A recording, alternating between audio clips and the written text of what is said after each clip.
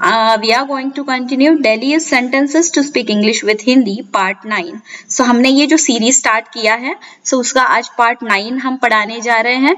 इससे पहले की जो लेक्चर्स है पार्ट 1 to 8 पढ़ाकर ऑलरेडी अपलोड हो चुके हैं। I have already taught and uploaded the part 1 to 8. Please check the link below in the description box.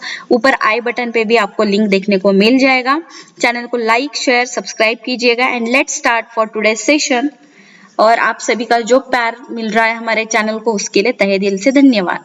सो देखिएगा, आपको अगर किसी को कहना है क्या तुम नहीं जाओगे तो आप कहोगे won't you go. Won't you go यानी कि क्या तुम नहीं जाओगे, won't you go. If you want to say क्या हम शुरू कर सकते हैं सो आप कहो कि shall we begin. Shall we begin यानी कि हम शुरू करें। इफ यू वांट टू से मुझे कुछ खाने को दो, अगर आपको कहना है कि मुझे कुछ खाने को दो तो इंग्लिश में कैसे कहोगे, give me something to eat. What you can say, give me something to eat यानी कि मुझे कुछ खाने को दो। अगर आपको किसी को कहना है कि समय कितना तेजी से बीतता है, ठीक है, बातचीत में हम बोलते हैं ना कि समय कितना तेजी से बीतता है, सो उसके लिए इंग्लिश में क्या सेंटेंस है, how time flies. How time flies यानी कि समय कितना तेजी से गुजरता है या फिर बीतता है। अगर आपको कहना है कि अपने आप को सुधार लो तो इसके लिए इंग्लिश में क्या है sentence, that is mend your ways यानी कि अपने आप को सुधार लो। अगर आपको कहना है कि मैं तो बस मजाक कर रहा था, ठीक है, आप कहते हो ना सही हंसी मजाक में, मैं तो बस मजाक कर रहा था, तो इंग्लिश में कैसे कहोगे, I was just joking. I was just joking यानी कि मैं तो बस मजाक कर रहा था। इसके लिए आप कहोगे आई वाज जस्ट जोकिंग। अगर आपको किसी को कहना है कि झगड़े का फैसला हो गया है तो इसके लिए आप क्या कहोगे, the matter ends here. The matter ends here यानी झगड़े का फैसला तो हो गया। अगर आपको कहना है कि तुम अभी तक जाग रहे हो, किसी को आपको पूछना है तो आप कहोगे you are still awake. You are still awake. अगर आपको कहना है, किसी को बताना है कि दाम गिर रहे हैं तो आप कहोगे the prices are falling. The prices are falling यानी कि वस्तु के या फिर चीजों के दाम गिर रहे हैं।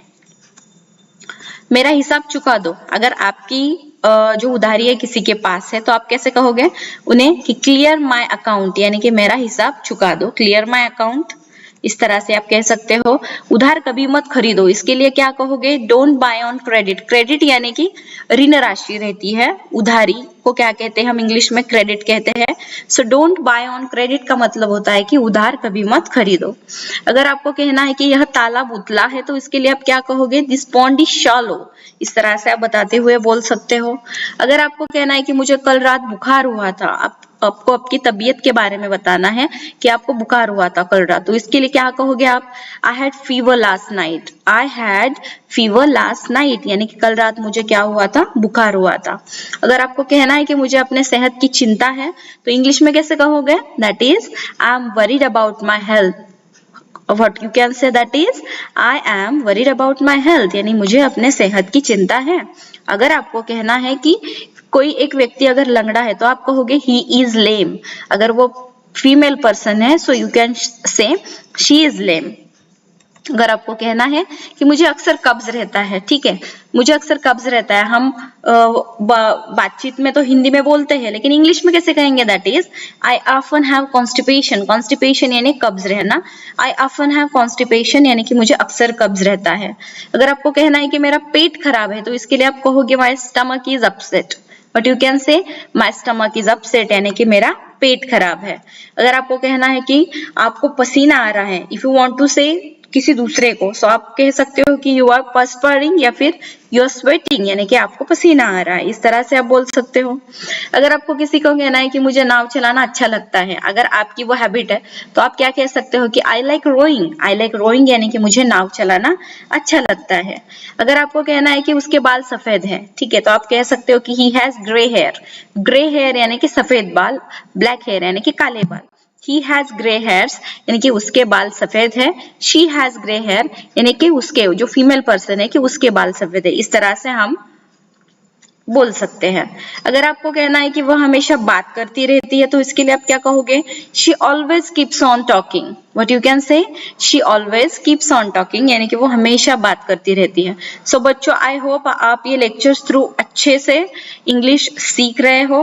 अभी तक जितने भी लेक्चर्स अपलोड हो चुके हैं हमारे प्लेटफॉर्म पे, सभी लेक्चर्स को जो आप सभी का प्यार और सपोर्ट मिल रहा है, सो उसको वैसे ही बरकरार रखिएगा।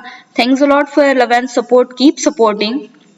And yes of course, do practice of all the sentences जितने भी यहाँ पर अपलोड होते हैं। थोड़े थोड़े सेंटेंस आप शुरुआत करो बात करना, दोस्तों के साथ, फैमिली के साथ, कलीग्स के साथ। तो इस तरह से फिर आपका कॉन्फिडेंस बूस्टअप होएगा और आपको इंग्लिश आसानी से आ जाएगी। सो चलिएगा, जल्दी मिलते हैं नेक्स्ट लेक्चर में। तब तक के लिए thank you so much, take care, do like share subscribe our channel, bye bye.